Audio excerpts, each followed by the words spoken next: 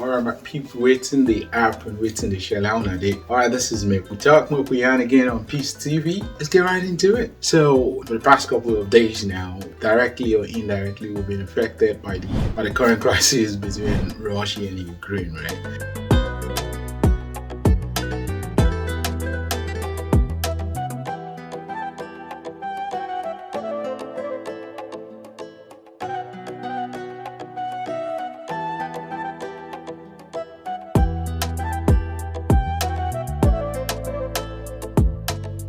One way or the other, you've been affected by the crisis, right? We have people that have families that are stuck in either of those countries, right? Immigration has been a mess. Evacuation plans. And now we guys begin to talk about refugee, which country go take them. People will say they don't build their life. Will say that things they don't set. How they want to navigate the whole matter, new landscape, everything, new life. But then you listen to conversations from both camps, right? The pro-Russia and the anti-Russia, what's it called, argument. You, to some extent, want to be sympathetic, right?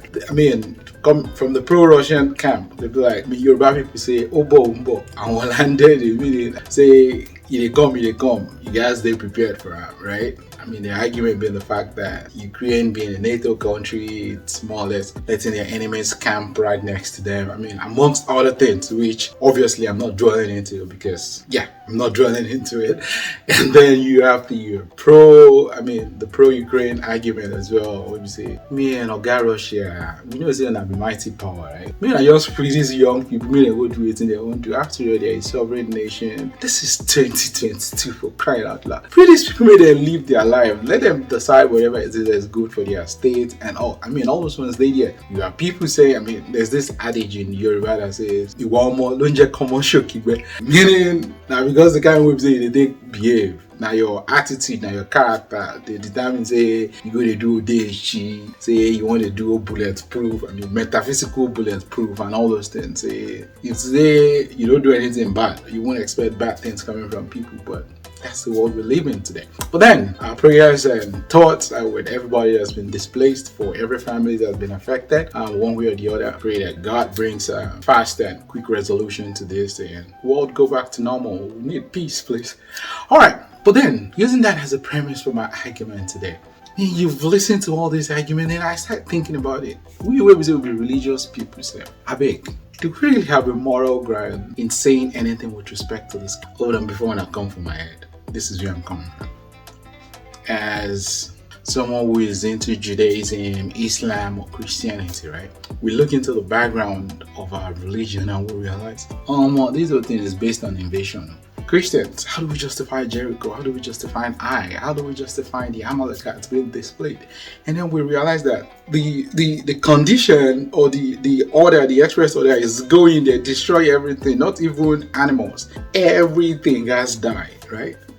All of those things apply to the state of Israel in its treatment of the Palestinians, and yes, the government is concerned about its use of language. And doesn't feel it is appropriate to even use the word apartheid when Amnesty International, the most respected human rights organization in the world, and Human Rights Watch, within a very short period of time, issue these damning reports saying that Israel, since its foundation, has been built on a system of oppression and domination and apartheid and racism, involving the murder of unarmed, innocent civilians on a regular basis, arbitrary detention and imprisonment, land annexations, the displacement of people. You don't want to even use the word apartheid. Never mind sanctions. 5 days sanctions against Putin and his thugs, 70 years of oppression by the Palestinians, and it wouldn't be, what was the word you used? It wouldn't be helpful to impose sanctions.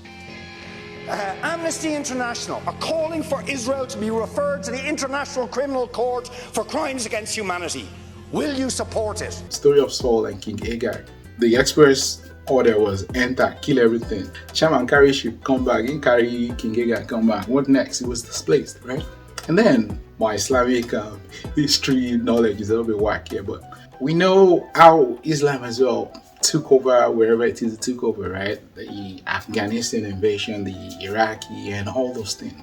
If the foundation of our religion is based on all these invasions, do we really have a moral ground to say this and that should be done? But then, if you're waiting for an answer from me, I don't have. I'm expecting all you Bible scholars, right? Maybe not come back. Maybe not going to tell me. All you religious scholars. In the comments, right? Let's keep the conversation going, okay? Maybe we talk. Maybe we can. And please don't forget to subscribe. Don't forget to like. And, of course, remember to share. Until next time. Peace.